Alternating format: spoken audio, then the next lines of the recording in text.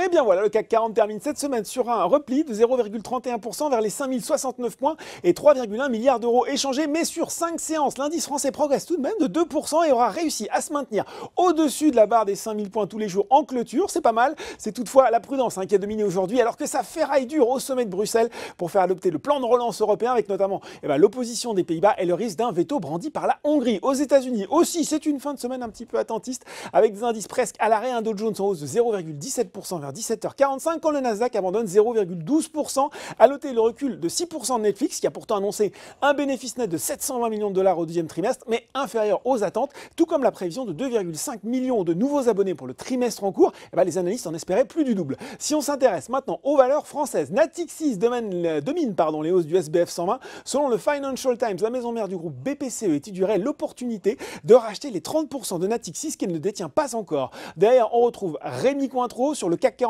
C'est ST Microelectronics qui est en tête. Le groupe profite de l'optimisme du fondeur taïwanais TSMC, qui tape désormais sur une progression de 20% de son chiffre d'affaires annuel 2020 contre 15 à 19% auparavant. Ça va bien aussi pour les SS2I, Atos et Capgemini. Et puis à noter sur le SRD la progression de 18,5% de la penny stock MWS Marie Brizard, après l'annonce de la cession de ses activités en Pologne et un accord avec son actionnaire majoritaire qui devrait lui permettre de retrouver un peu de marge financière. Du côté des baisses, Eramet reste sous pression, 4e séance d'affilée dans le rouge pour le producteur de nickel.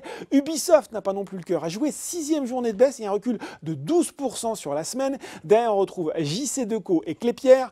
Et puis sur le CAC 40, Publicis Group et Thales sont en bas de tableau. Et puis sur le SRD, enfin, Boiron sans rhume, moins 14,4% pour le spécialiste de l'homéopathie, après avoir annoncé des ventes en repli de 14,5 au deuxième trimestre à 97 millions d'euros et des perspectives pessimistes d'une baisse du chiffre d'affaires et des résultats sur l'année. Voilà, c'est tout pour ce soir. En attendant, même en vacances, tout le reste de l'actu éco et finance est sur Boursorama. Très bon week-end.